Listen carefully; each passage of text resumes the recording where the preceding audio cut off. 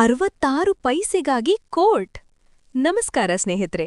ಹಾಸನ ಜಿಲ್ಲೆಯ ಸಕಲೇಶಪುರದಲ್ಲಿ ನಡೆದ ಒಂದು ಘಟನೆ ಈಗ ಸಾಮಾಜಿಕ ಜಾಲತಾಣಗಳಲ್ಲಿ ಭಾರೀ ಚರ್ಚೆಗೆ ಕಾರಣವಾಗಿದೆ. ಕೇವಲ 66 ಪೈಸೆಗಾಗಿ ಒಬ್ಬ ಗ್ರಾಹಕ ಬ್ಯಾಂಕ್ ವಿರುದ್ಧ ಕೋರ್ಟ್ ಮೆಟ್ಟಿಲೇರಲು ನಿರ್ಧರಿಸಿದ್ದಾರೆ. ಸಕಲೇಶಪುರ ನಿವಾಸಿ ಚರಣ್ ಅವರಿಗೆ ತಮ್ಮ ಸಾಲ ಖಾತೆಯಲ್ಲಿ ₹9.34 ಬಾಕಿ ಉಳಿದಿದೆ ಎಂದು ಬ್ಯಾಂಕ್ ಸಿಬ್ಬಂದಿಯಿಂದ ಕರೆ ಬಂದಿದೆ. ಕರೆ ಬಂದ ತಕ್ಷಣವೇ ಅವರು ಬ್ಯಾಂಕ್ಗೆ ತೆರಳಿ ₹10 ಪಾವತಿಸಿದ್ದಾರೆ. ಆದರೆ ಇಲ್ಲಿ ಒಂದು ಟ್ವಿಸ್ಟ್ ಇದೆ. ₹9.34ಗೆ ₹10 ಕೊಟ್ಟರೂ ಉಳಿದ 66 ಪೈಸೆ ಬ್ಯಾಂಕ್ ವಾಪಸ್ ನೀಡಲಿಲ್ಲ ಎಂದು ಚರಣ್ ಆರೋಪಿಸಿದ್ದಾರೆ. ಇದರಿಂದ ಅಸಮಾಧಾನಗೊಂಡ ಅವರು, ನಾನು ಹೆಚ್ಚಾಗಿ ಕೊಟ್ಟ ಹಣವನ್ನು ವಾಪಸ್ ಕೊಡದಿದ್ದರೆ ನ್ಯಾಯಾಲಯದ ಮೊರೆ ಹೋಗುತ್ತೇನೆ ಎಂದು ಹೇಳಿದ್ದಾರೆ.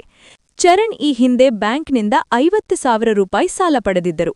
ಆ ಸಾಲದ ಬಹುತೇಕ ಮೊತ್ತವನ್ನು ಸಂಪೂರ್ಣವಾಗಿ ಮರುಪಾವತಿಸಿದ್ದು ಕೇವಲ ₹9.34 ಮಾತ್ರ ಬಾಕಿಯುಳಿದಿತ್ತು. ಇಷ್ಟು ಸಣ್ಣ ಮೊತ್ತಕ್ಕಾಗಿ ಕರೆ ಮಾಡಿರುವುದು ಗ್ರಾಹಕರ ಮೇಲೆ ಒತ್ತಡ ತೋರಿಸುವ ರೀತಿಯಲ್ಲವೇ ಎಂದು ಅವರು ಪ್ರಶ್ನಿಸಿದ್ದಾರೆ. ₹9.34ಗಾಗಿ ಕರೆ ಮಾಡುವ ಬ್ಯಾಂಕ್ 66 ಪೈಸೆ ವಾಪಸ್ ಕೊಡಲು ಯಾಕೆ ಹಿಂಜರಿಯಬೇಕು ಎಂಬ ಪ್ರಶ್ನೆ ಇದೀಗ ಸಾಮಾಜಿಕ ಜಾಲತಾಣಗಳಲ್ಲಿ ಹರಿದಾಡುತ್ತಿದೆ. ಈ ಘಟನೆ ಕೇವಲ ಹಣದ ವಿಷಯವಲ್ಲ, ಇದು ನ್ಯಾಯ ಎಂಬ ಪ್ರಶ್ನೆ. ಸಣ್ಣ ಮೊತ್ತವಾದರೂ ಅದು ಗ್ರಾಹಕರ ಹಕ್ಕು ಅಲ್ಲವೇ? ಈ ಘಟನೆ ಸಾರ್ವಜನಿಕ ವಲಯದ ಬ್ಯಾಂಕ್ಗಳ ಕಾರ್ಯವೈಖರಿ ಬಗ್ಗೆ ಮತ್ತೊಮ್ಮೆ ಚರ್ಚೆ ಹುಟ್ಟಿಸಿದೆ. ಅತಿ ಸಣ್ಣ ಮೊತ್ತಗಳ ವಿಚಾರದಲ್ಲೂ ಸ್ಪಷ್ಟ ನೀತಿ ಮತ್ತು ಮಾನವೀಯತೆ ಅಗತ್ಯವಿದೆ ಎಂಬ ಸಂದೇಶವನ್ನು ಇದು ನೀಡುತ್ತಿದೆ. ನಿಮ್ಮ ಅಭಿಪ್ರಾಯ ಏನು?